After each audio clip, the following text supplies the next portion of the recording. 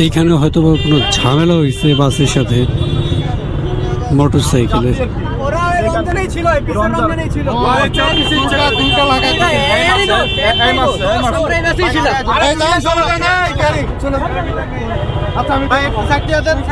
কি হয়েছে ভাই? গাড়ি অ্যাক্সিডেন্ট করছে হালকা।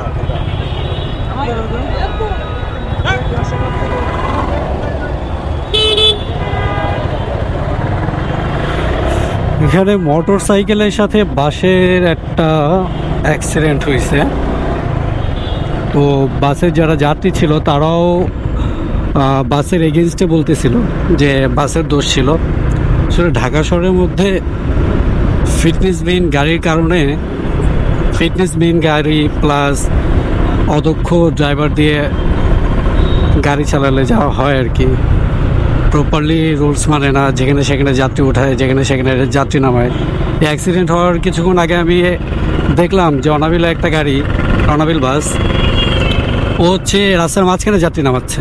পেছনে পুরো রাস্তা কনজাস্টেড হয়ে গেছে, বাট ও রাস্তার মাঝখানে যাত্রী নামাইতেছে, একদম রাস্তার মাঝখানে। ডান দিক দিয়েও বাস যেতে পারতেছে না, বাম দিক দিয়েও বাস যেতে পারতেছে না, যার কারণে বেশ কিছুক্ষণ জ্যামে বসেছিলাম। তখন ক্যামেরাটা অন করা ছিল না, যার কারণে ক্যাপচারটা করতে পারিনি এই ভিডিওটা। এরকম প্রতিনিয়ত ঢাকা শহরের কোনো না কোনো রাস্তায় অ্যাক্সিডেন্ট হচ্ছে, বাস, সিএনজি আর অটোওয়ালারও তো আছেই, রোডের ক্যান্সার। তো ঢাকার মধ্যে যারা বাইক চালাবেন, যে কোনো জানি চালান না কেন, সাবধানে সতর্কতার সহিত চালানোর ট্রাই করবেন।